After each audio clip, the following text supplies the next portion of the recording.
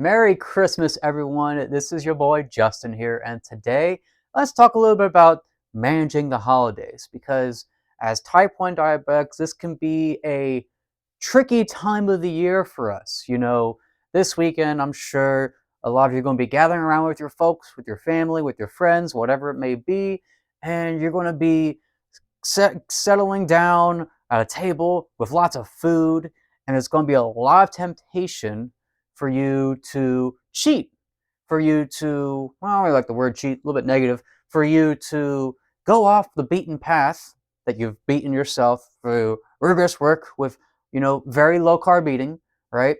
And just eat whatever you want for Christmas or for the New Year's party or for whatever it is. If you're watching this more than a week from now, then whatever holiday is going to come up for you whenever you're watching this.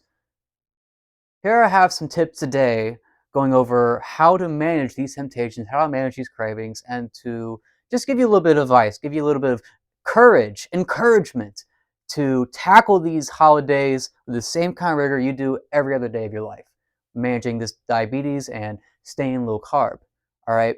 So when you are with your folks, right, you're with people who might not fully get it, and two, you're going to be around a bunch of people who eat tons of carbs. Almost guaranteed. If you're not, I mean, God bless you, right?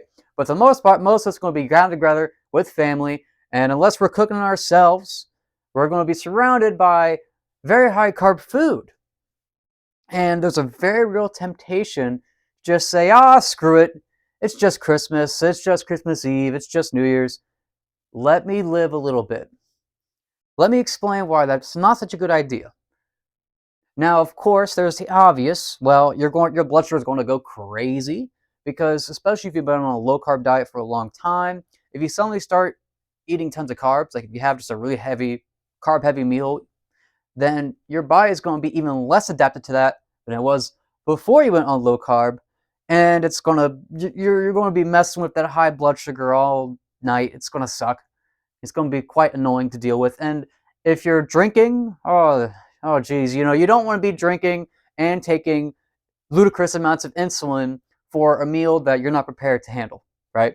So a little bit of a danger there, right? A little bit of a danger. Now, on top of that, though, on top of the obvious health risk, there's also the problem when it comes to, you know, consider it like a test. When you're with your relatives, right, and they're like, "Oh, hey, you want this roll? Oh, you want this dessert?" Every time they're giving that to you, it's like a test. Now they may not see it as it, but in a way, they see it that way because they know that if they offer you this food and you say yes, then they can keep offering and you'll keep accepting. Okay, so they know you're not taking it very seriously if you're just a yes man. If you're just like, oh yeah, just this once, num num num, and then the next time, oh yeah, just this once, num num num. They know you're not very serious about it, so they're not going to take you seriously. They're not going to take your diet seriously, and they're not going to bother catering to it because you've already given in. You're not taking it seriously. Why should they? Right? So instead, I want you to think about it like you're being tested. Like, if I say no to this, that proves not only to them, but to myself as well, that I'm taking this approach very, very seriously. That was certainly the case for me. When I first started managing my diabetes this way, I got a lot of pushback because typically when you're around people who aren't used to anyone dieting and someone suddenly is, they don't like that. Some of them might take it personally, like, oh, well, you think you're so much better than the rest of us, or others, they might just not understand. They might think, well, what's the big deal? Just have this meal with us. I made these cookies just for you. You need to try one. They'll push and push and push because they don't get it. They don't get it. They're not living it. And, you know, honestly, in some ways, it's a bit of a threat to them because if they're living an unhealthy life, then they don't want people around who are shining that on them by just merely existing and living a healthy life. You know what I mean? Not like it's your fault. Just is what it is, right? Just is what it is. But, but, if you stay true, if you stay true to the process and you do not waver in front of them, with them, No matter how much they offer you, no matter how much they're like, oh no, no matter how much they're leaving a little pastry in your face, if you can just say no, even on Christmas, that will show them that you mean business. And eventually they'll let off. So like I said, at first I was being pushed all the time, push, and I just didn't give in. And after a couple years, they started to realize, wow, he's really doing this and he's not budging. So they started to actually care to me a little bit. They started to actually, ask, oh, what's going to be okay on this? Do I have to make something extra for you? And by the way, I don't really like to impose on people. I don't like to impose my approach onto people. I don't like go to the function and say, is there anything low carb here? No. I just make it work, right? I just make it work. But it's nice to see that, when you are around decent people and they know you mean business, normally they'll have some curiosity and they'll end up actually trying to help you out. But you have to show that you mean business. So take it as a test. Take it as a test. Do not eat the cake. Do not eat the yeast rolls. Do not eat that delicious, delicious mashed potatoes or whatever you got on your Christmas feast. Just say no to it and instead stick to low carb stuff, all right? And if you do that, you're going to prove to yourself and to them that you're 100% serious. And if they're pushing you now, they'll stop pushing you later. It's like a dog begging you for treats. If you give it a treat, it's going to keep coming back for more. But if you say nope, eventually the dog will back off. Same with your family. Not to compare to dogs, but you know what I mean. Now, you might be thinking to yourself, well, shoot, I'm going around this high carb food, and I'm going to be tempted, and I'm also going to be very hungry. What do I do? Well, normally, in a lot of situations where I know I'm going to be around people, and I'm going to be around food from other people, normally I'll just eat beforehand, and that way I'm not super hungry. I can just like snack on a salad or whatever they got. But for Christmas, I mean, you're not going to be able to get away with eating nothing, right? Well, you could, but that's even harder than just saying no to the high carb stuff, right? You want to be able to eat with your family on Christmas, right? You want to at least feel a little bit normal. So what you can do instead is, let me give you a few suggestions on what you can eat for Christmas. So we'll go over the basics here. Obviously, you want to stick to the meat and the veggies.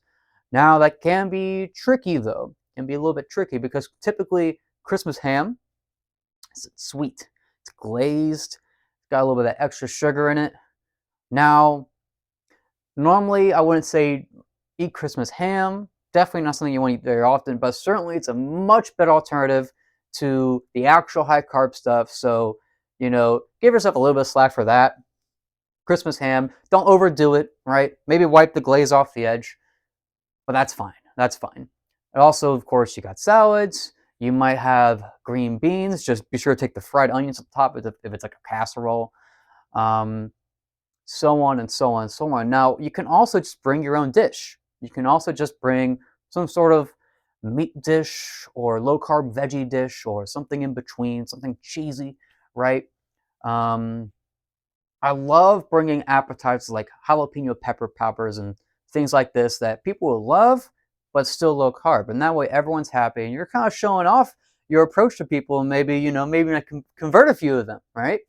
Not that you're trying to. Maybe you are. Maybe you are. It's a nice approach for everyone, I feel like, but particularly for us, So that's what I like to do is I can either eat beforehand or I can bring something I know I'm going to like, or I can just, call ahead, hey, make sure. Oh, yeah, what are you guys having? Oh, you're having this, this, and this? Okay, great. Now, again, I don't like to impose. I don't like to say, oh, make sure you have this and this and this for me.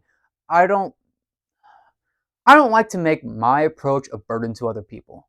It's like if I'm with friends and they want pizza, I'm not going to say I can't eat pizza. I'll just get some wings. Easy. There you go. So you just got to be able to adapt, right? But keep your constitution. Keep diligence, don't give them temptation, and keep following that good path, okay? So that's all I have for today, guys. Keep taming your type 1, and remember, you're going to be so much better off both on the night of Christmas and also the many years afterwards. If you plan on sticking to this approach for a long time, and I hope you do, because it certainly is the best one for managing your type 1, and unfortunately for most of us, it's a lifetime disease, right? if you plan on sticking to it for a long time, then you're going to want to say no now, so that way in the future everyone knows, and everyone knows you're going to say no. And you know what? If they're nice people, maybe they'll even try to help you out. I'll leave it at that. Y'all have a great rest of your day. Have a great Christmas. Have a wonderful weekend. And I hope this helps encourage you. Hope this helps encourage you to keep on that good path. Keep on that nice meat and veggies approach. Maybe mostly meat, like in my case, cheese. And hey, don't go too crazy in the drinking. All right, you know it is Christmas. Hey, we're supposed to have fun. It is New Year's. We're supposed to have fun. But I mean, be careful. We are still diabetic in the end, even if we have better control. All right. Anyways, y'all have a great holiday season, a Merry Christmas, a Happy New Year. Remember the reason for the season, that is Jesus Christ, the born of our Savior. And y'all have a wonderful day.